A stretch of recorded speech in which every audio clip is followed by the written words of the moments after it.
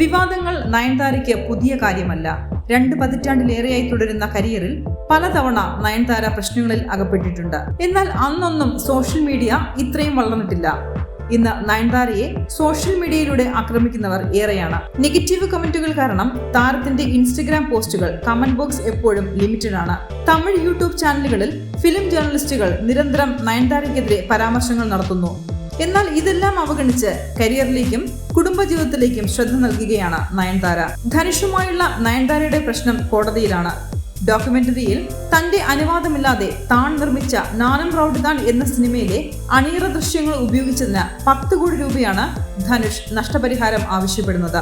എന്നാൽ നയൻതാര ഈ അവകാശവാദത്തെ എതിർക്കുന്നു. ധനുഷിനെതിരെ 3 പേജുള്ള തുറന്ന പ്രസ്താവന നയൻതാര പുറത്തുവിട്ടു. പുറമേക്ക് കാണുന്നത് പോലെയല്ല ധനുഷിന്റെ സ്വഭാവമെന്ന പ്രസ്താവനയിൽ പറയുന്നുണ്ട്. കുബേരയാണ് ധനുഷിന്റെ പുതിയ സിനിമ.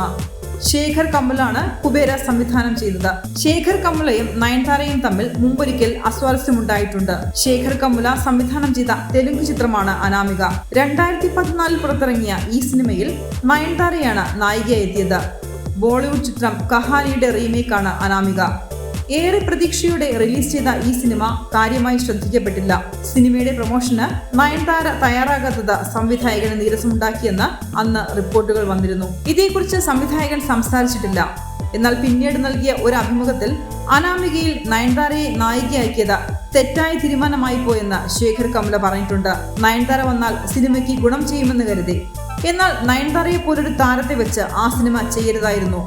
നിർഭയ സംഭവത്തിന് ശേഷം അനാമിക പോലൊരു സിനിമ ചെയ്യുകയെന്നത് പെട്ടെന്നെടുത്ത തീരുമാനമായിരുന്നുവെന്ന് പറഞ്ഞ സംവിധായകൻ തനിക്ക് പറ്റിയ പിഴവ് തുറന്നു സമ്മതിച്ചു. നയൻതാര സ്ത്രീ കേന്ദ്രീകൃത സിനിമകൾ ചെയ്തിട്ടില്ലാത്ത കാലത്താണ് അനാമിക റിലീസ് ചെയ്യുന്നത്. സിനിമ പക്ഷേ പ്രേക്ഷകരെ നിരാശപ്പെടുത്തി. ധനുഷും ശേഖർ കമലയും ഒരുമിച്ചുള്ള സിനിമ വരുമ്പോൾ നയൻതാരയുമായുള്ള ഇവരുടെ അകൽച്ച ചർച്ചയാകുന്നുണ്ട്. നയൻതാരയ്ക്കെതിരെ പരസ്യമായി പേരെടുത്ത് പരാമർശിക്കുന്നില്ലെങ്കിലും ഒളിഞ്ഞും തെളിഞ്ഞും ധനുഷ് പ്രസ്താവനകൾ നടത്തുന്നുണ്ട്. കുബേരയുടെ പ്രീ റിലീസ് ഇവന്റിൽ ധനുഷ് പറഞ്ഞ വാക്കുകൾ കഴിഞ്ഞ ദിവസം ചർച്ചയായിരുന്നു.